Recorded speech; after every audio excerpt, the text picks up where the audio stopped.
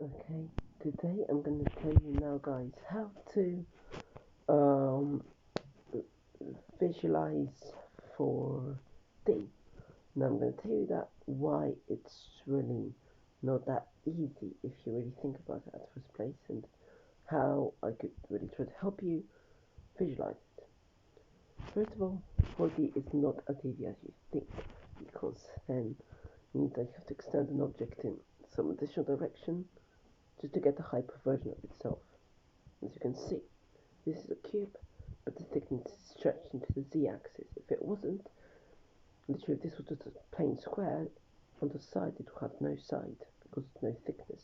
So when you look at it from the side it will just disappear, but once you look at it from the top, then you can see it, because it's just no sides. It's just a plain flat, infinitely flat, zero, only two-dimensional square, which you can only pass through the side, but never from the top or bottom, because it only has one side.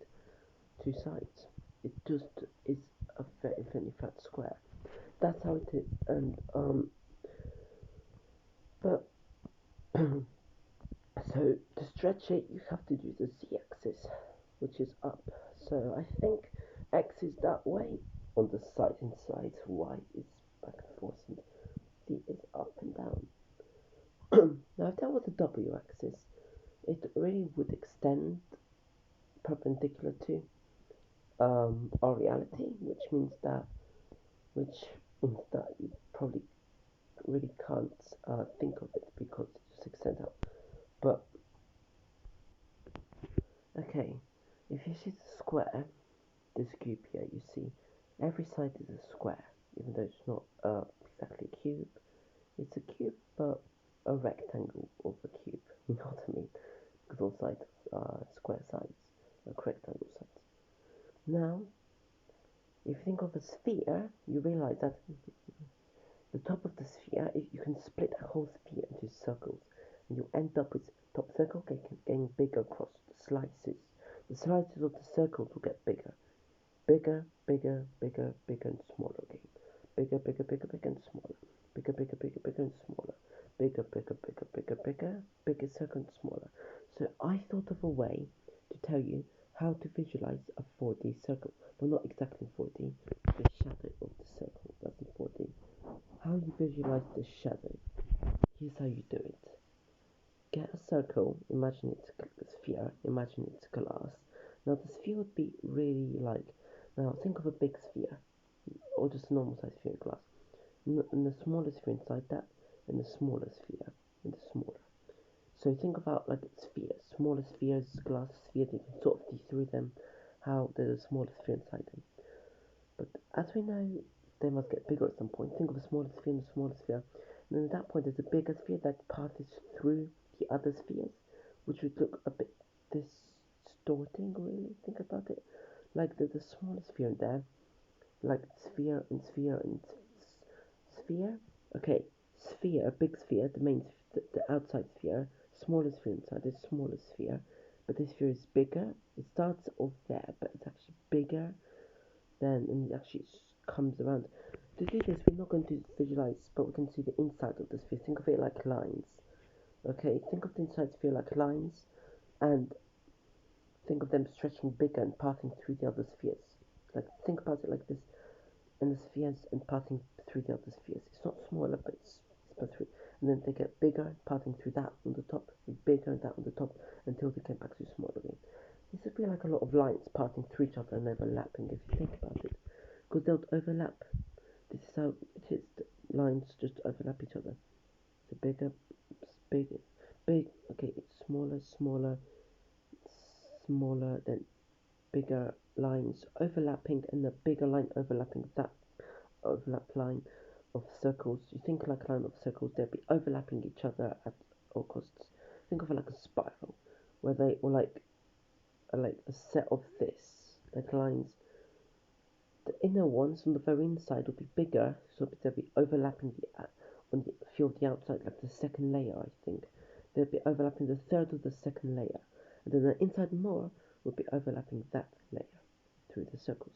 So you can see there is some way to visualize it, but that's the shadow of it.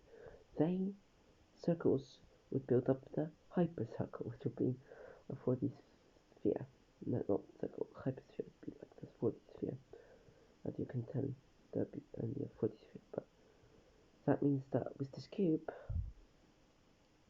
as you see, the cube is the same size, plane, the cube will be extended in some, it will be extended in some direction, so that you see, no matter how much you stretch it or extend it, you just either get like a very long cuboid or just end up with a very long or twisted picture. You can see right there as the picture stretches.